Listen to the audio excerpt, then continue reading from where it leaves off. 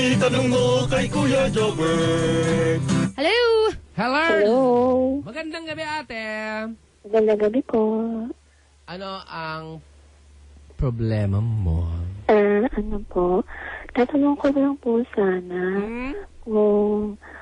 kung pag may ex ko po, nag-promise po siya sa inyo na mag-all off muna buhay at tapos babalikan ka din po niya, someday. Pag may narating na siya para may pagmalaki siya sa family mo. Sa tingin niyo po, tatawanin niya yun. Ay, bakit kailangan maghiwalay kayo? Diba? Kasi po, yung mother ko po kasi, parang tinetest lang po siya, by Facebook. Kasi hindi naman po sila nakikilala by personally. Kasi yun nga po, parang nga po, naano po siya baka daw ayaw sa kanya. Kaya baka sabi Ng mami mo? Opo. Ang dali naman niya ma-discourage. Kaya nga eh. Alam mo, hindi naman niya kailangan, nagpapaawa din siguro sa yan. Di ba? Hindi naman niya kailangan maghiwalay kayo para may patunayan lang siya sa mga magulang mo eh. Ba't di ba siya pwedeng magpakitang gilas habang kayo? Po. Kasi takot din po siya sa father ko. Kasi muntik po siya dati masapak. Nung hindi pa po kami close nun. Muntik pa siya masapak ni Nung father ko po. nanay mo? Ng papa niya. Ng papa mo. Ba't naman nananapak yung tatay mo? Hindi ba siya dumaan sa... Ilang taon ka na ba? Mag-15. Ay, dapat yung sapakin niya. Ang bata-bata mo pa kasi. 15 anyos. Ang sinabi niya, 15 anyos. babalik ako pag may pagmamalaki na ako. Ano yung isang dekada? Matagal pa yan bago bumalik. Oo, 10 years. Babalik ako pag may 15 years. pagmamalaki na ako sa'yo. Matagal pa yan. 15 years. Naku, matagal pa bago may patunayan yan. Di pa pala nakatungtong ng college. Yun agad ako ipinangako.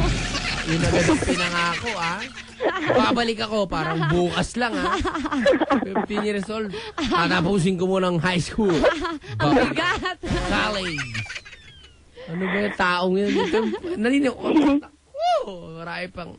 May pangako na yan, malamang matupad yan pag ang presidente na ay si Yoyoy Villamin.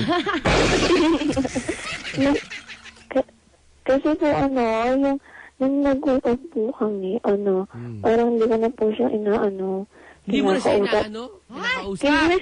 Oh, kinakausap. Kinakausap. Ay, pag tumawa si ate. Wala mo na kamong ibig sabihin. Ba't natawa ka nung sinabi mo inaano? Ay, mga bata talaga. Ay, malisyosa na, no? Hindi po. Ay. Kasi po nung nag-uot po kami, nagkaroon po siya ng ibang Babae. girlfriend. Opo. Kita mo yan, palipat-lipat ng girlfriend. O, iwanan mo yan. Walang patutunayan sa'yo yan. Patutunayan niya siya kung paano mong babae. Ang mga lalaking ng bababae ay hindi magandang karelasyon. Siguro po. Ha? Kita mo, kahit minsan hindi ako ng bababae. Kasi, nakakaawa ka, di ba? Kailangan kung sino yung mahal mo, siya lang. Siya lang ang pinag-aaksaya mo ng panahon. Siya lang yung pinangangarap mo makasama habang buhay. Dapat gano'n din siya. Kasi nga po nakilala ko po siya. Kasi classmate ko po siya.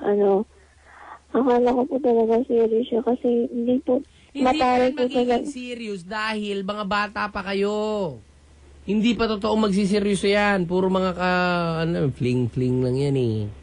Infatuation lang tawag dyan. Ang ibig sabihin ng infatuation sa Tagalog, sobrang taba niya. Yun ba yun? Hindi. Iba. Ay, hindi. Aha, sige. Okay na? Okay na po. Sa IFM siguradong. Enjoy ka. Itanong mo kay Kuya Jobber. Mga kabataan yun. Babalikan kita.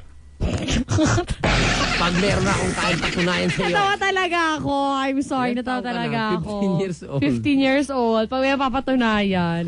Ako nga, benching ko na ano mapapatunayan ko sa sarili ko sa mga nanay ko. Diba? Ako, kita mo, sinabi ko rin niya sa nanay ko noon eh. Ma, wait lang ha. May papatunayan ako sa inyo. Pagbalik ko, namatay na silang dalawa ngayon. Ngayon parang ako may napatunayan. Goodbye! Pero at least may napatunayan ka. Ando na sila sa heaven. Ayan, nakikita nila ako ngayon. Ma, pa,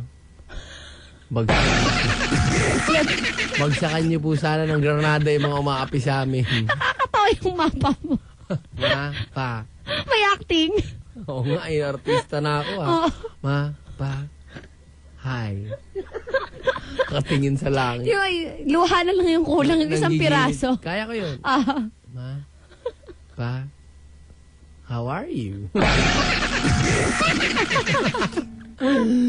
Okay. Tumawag pa kayo sa 584-5545. Itanong mo sa akin. 9:52. Ba't nakikinig ka?